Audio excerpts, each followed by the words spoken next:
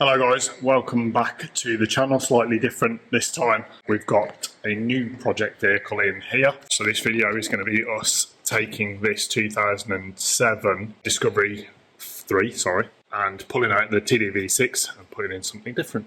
Decided to do this in the dark, obviously. So we're going to whip the bumper off of this and the headlights out, and then we can drag it round and get it in the workshop. Got it in the workshop, and up this ramp onto that ramp.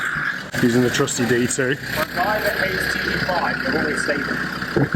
Always, yeah. Yeah, so getting it up this ramp, it's a pain in the arse. These things weigh so much. But we got it in. Sweet. So we're just making a start on getting this body off. Just unplugging stuff. Harry's been unplugging a million different things and then pulling bits of trim off and working our way around. Taking the bits off the back. Oh, I've got a ton of stuff off of it now, and we're starting to lift it. It's come off the body mounts that far, so we're just finding bits that are still attached, little bits of wiring and stuff like that.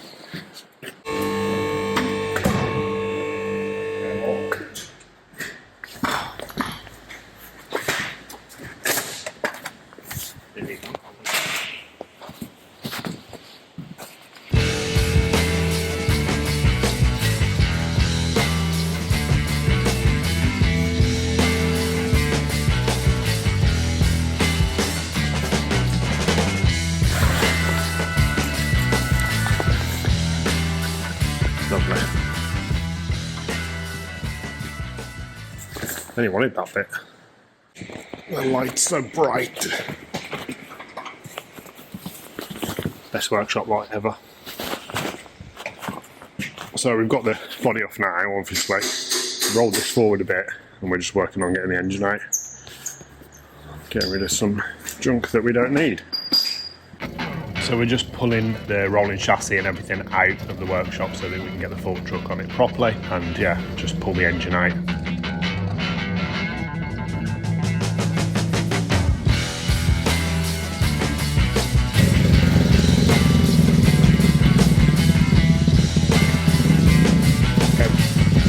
It's bringing the gearbox with it. Yeah, we'll just have to get private hire in and private partner. Yeah.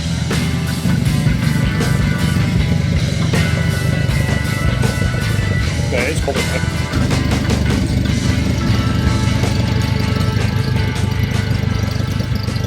Sweet, so engine out, unrolling chassis, can jet wash that off, clean it all up, get a bit of buzz weld on it in places, go again, on D3 body.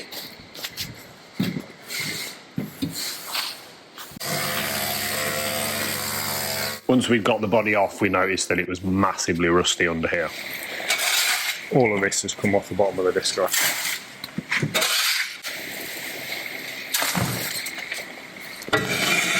So we've started cutting out bits. See, that side we've cut out, same on this side here. And just starting to make up patches. It's ultimately then welding, but it's not fun because it's all rusty. And it's a big bag of balls. Getting a bit more paintwork in there, just patching this sill up on this side, and then we'll jump over to the other side. This is the donor then for the engine. D2 obviously, MOT failure, obviously, rusty, obviously. Standard Land Rover things. So I've just started pulling the front end off this now and unbolting junk to get that thing out. Time's in the workshop, we're outside. Blowing a gale. Harry was standing here, and I was standing here, and that fell there. Oh.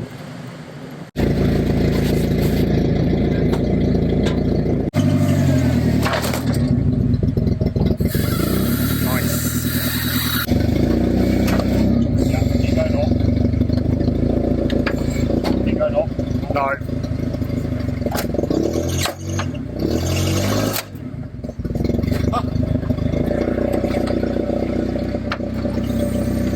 So I've got the engine all ready, adapter kit and everything, bolted on. Probably going to have to cut that exhaust down a bit. but it's all ready. I'm going to strap it up now and then we can roll it down the yard and see about getting it in the chassis. I've got this chassis all painted up and looking nice, which it does, using Buzzweld obviously. So this was a Lamo paint this time. I'll stick the link in the thingy, but it looks quite tidy. Quick job. Just got to lift that in there.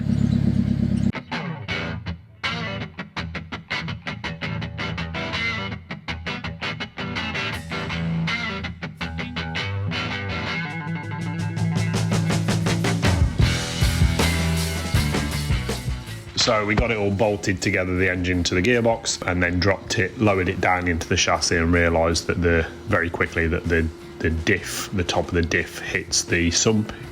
So there's not much we can do about it now. That's a job for tomorrow. Alright then, this is the sump with that section cut out of it. So in theory, we can box that in and it'll miss the diff, but we're just going to trial fit it now and make sure that that's correct. With the sump and how we're going to modify it, the strainer fits here somewhere like that and lands right there in the bit that we're going to cut out, so we need to move the strainer so it lands over here, but obviously still connects up there. It means modifying that. If it was steel, it would be really easy to do because you just cut it and make a new tubular section for it. But because it's glass reinforced nylon, which is plastic basically, you can't do that. But I can 3D scan it and 3D print one out of the same material. So I've just knocked up engine mount plates, got one for this side and one for the other side. I'm going to bolt them on, and then I've got washers there bolted on, and then I've just got to join the two. So I knocked up some mounts, rough mounts, one there and then one the other side. And got it in there, which has given us a good amount of clearance, not that you can see. There's stuff in the way, good amount of clearance around the diff, so we can pull that all back out, sort the sump out, and weld up the mounts and gusset them and all that good stuff. Got the original pickup pipe 3D scanned, and that's the raw scan on the computer. It's come out quite nice.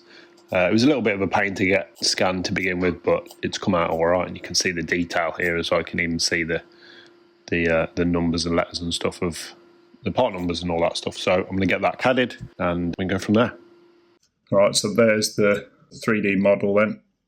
And then if I do this, so that blue bit is the original scan, the original part, and you can see all the important stuff lands in the same place, but basically we just moved it over, made it a little bit more robust as well.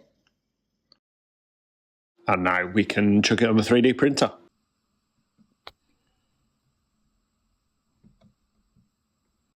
There's the first prototype then of the pickup, bolt straight in obviously as it should do. So we're going to throw the sump on there, see where that lands, and if I'm happy with it and if it's good to go, we'll leave it as it is. If not, we'll make some tweaks and go again. Alright, so under here is all welded up, which is good. It's got sills again, and then Harry's painted it all as well in Buzzweld, so it won't rust out quite as quick as it did last time, or as much as it did. But so that's ready to have the chassis go back on.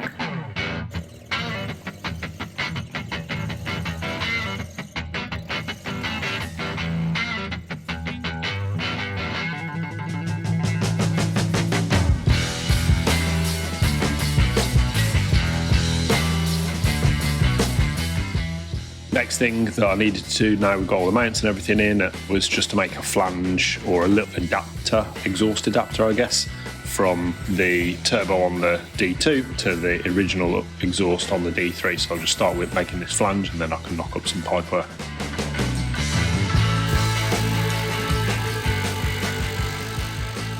There we go, Harry's got the sump made and we've just got it full of water to test for leaks, and I've got one leak just there, so we're gonna empty it and then re-weld that and then check it again, but that's basically the sump sorted. Just coated the underside of the body now as well with Buzzweld, some more Buzzweld. So I've used this stuff here, which is the lanolin with the black in it. So it comes out like that. Yeah, that works quite nicely. Tidied the job. We're just bolting up the sump. We got the final version of this pick up 3D printed, and the sump is all modified now. Clears everything, clears all that bit all down here and everything, so we're literally just bolting it on now. We can drop the engine back down then and carry on. Sump's in now, and there you go. See, we've got loads of clearance around the diff and everything. Plenty of room. Let's try and get in there. Yeah, stacks of room. Swapping out the front crank pulley, so again getting that one off. So that's separated. So we're just swapping that over for a new one. Sticking the new crank pulley on. Dog's killing his ball. So we dropped the body back down now. We're pretty good on clearance. It's amazing actually how well that fits. Loads of room on all sides. So we're just going to route some stuff and make it nice. So I need somewhere to mount the steering reservoir. I've kept the TD5 steering reservoir and there isn't anywhere on the other one. So I'm just going to whip this off and drill out those 4, maybe 5 spot welds. Take that bracket off and then we can weld that in the D3. There we go. Not bad. Alright, so that's the steering res in, and that's the bracket I took off the D2. You can just see and just welded it in there, so that's nice and strong now, which is pretty good. We've also done all of the water pipes. So that's a heater pipe, and then there's a second one just there. And then this is a standard top hose from TD5. And then we've used a load of bends and bits and bobs from either the D3 or the D2. We haven't used any new pipes. The only pipe that we've used is this tube, which is alley, just to get the top hose over. And then you can't see the rest because they're down there. Intercooler pipes are also all on. Largely you cannot see because it's all stuffed in here. That's the stock D3 pipe. It's just been cut in half and then twisted and then rejoined, and it lands perfectly there. So that's completely stock on that side. I think the lower one down here on the other side of the intercooler is completely stock. So that's all the pipe work done. The only thing is this inlet that needs to go in, but I'll get to that. Next bit then is steering pipe. Move out the way, dog. So the long one is the stock D3 steering pipe that goes up to the res. That's the pressure one. And then that's the same off the D2, so I'll just cut it off, and basically I did mark it somewhere. I can't remember where, but basically that's the D3 bit that we want, and that's the TD5 pump end that we want. We don't need that end, so I'll cut it here and then take it into town and get that joined onto there, and then we'll have the correct pipe. Just in the process of whipping this very, very rusty fuel tank cradle and swapping it out for a nice new one. Uh-oh.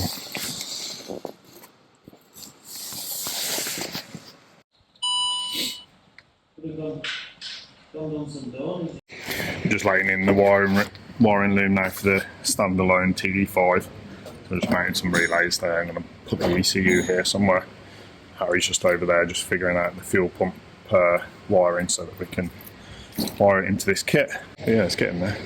So wiring loom wise then, I went on eBay and picked up this generic standalone wiring loom kit, and also that'll work with the ECU. So the ECU is already deimmobilised anyway and mapped, and it's got switchable map in it as well from a live tuning. Yeah, it all should work together brilliantly. Engine is in and looking pretty neat. Loads of room, very tidy. Just got to make a cold air pipe to go from there, which is at the MAF end of the turbo, into here. We've got an EGR delete that's going to get rid of this, and then I'm going to 3D print up a some bend, and then we'll run a bit of pipe all the way across into there. Our next job now then is mounting the standard TD5 Discovery 2 pedal in the D3, because it's an electric fly-by-wire throttle, so we need to get that up here in this hole somewhere, looking sensible. So I was just cutting up the original bracket that came with the D3 pedal, so that went on there somewhere like that on the underside. And this is quite a bit different to this pedal, so I'm going to make it fit. So I just modified the D3 throttle pedal, so cut that piece off of there, drilled 3 holes through the original plate, and then I had to cut, whatever you can see, that you can't see, there's like a plastic mount at the bottom, so I just had to trim that to make up that profile, and then yeah, stuck 3 bolts in, and that'll do the job. Got the bumper and the lights on the front in, we've just got to do arch liners on the front and then trims. Got the bumper all back on here, rear lights back on. Got the rear arch liners in, just need to put the trims over. Right, let's give it a go.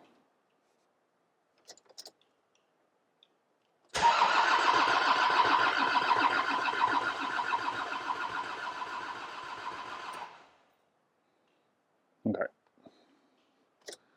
let's have a look, see what we can figure out. So we think the issue might be that the stock D3 fuel pump isn't putting out enough pressure, so the D2 or the TD5s need 4 bar of fuel pressure apparently. We're going to have to do something about that, probably stick an inline pump in and see if that makes any difference. And now we've rigged up this secondary pump that I know is a 4 bar, 5 bar pump, so it should be enough for running this TD5 engine. So we're just bleeding it now, and then we can have a go at firing. Yeah.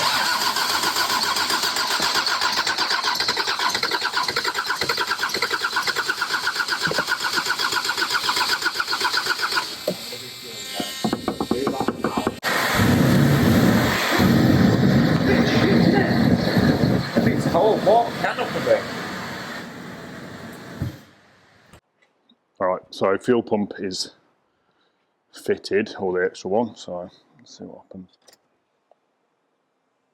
You can hear it. Nice.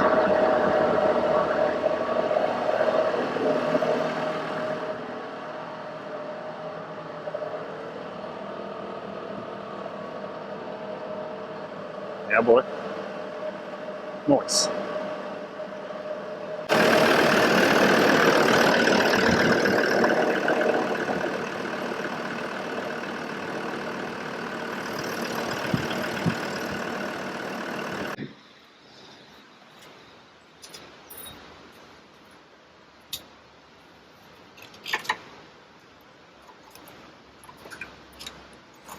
Oh, that's mounted up there now properly. So I'm just going to run the wires up to the top. So I'm just sticking a mechanical inline fuel pressure gauge in so we can see exactly what fuel pressure this thing's got, because TD5's been as amazing as they are, you can't get live data like that from Nanocom as far as I know, so which is a bit annoying because it's nice to just check stuff like that quickly and easily, so we're doing it the old-fashioned way.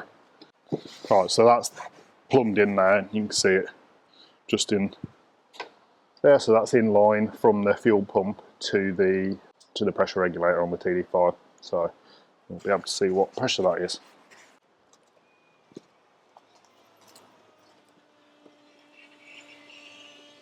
It's reading 4 bar, so that's cool. I've just plugged in the proper ECU, so this one's been tuned by a live tuning, and that's got the switchable map on it, so when we fire it up, actually I think it needs, yeah, so we've got to wire in another switch to make it switchable. But yeah, that should be good. So all plugged in and ready to go.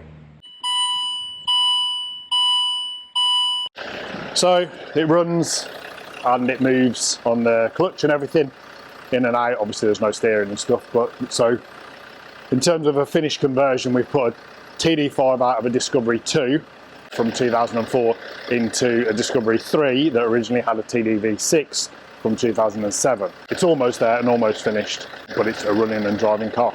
And this is using our kit from Syncro Gearboxes, which isn't really designed for doing a D3 conversion. It was more intended for TD5 owners who want to put a 6-speed gearbox in either their Defender or Discovery 2. You can pick up that kit on our website. There'll be a link in the comments as well, and that comes with all the bits that you'll need to literally bolt up a Discovery 3 ZF 6-speed gearbox to a TD5 engine.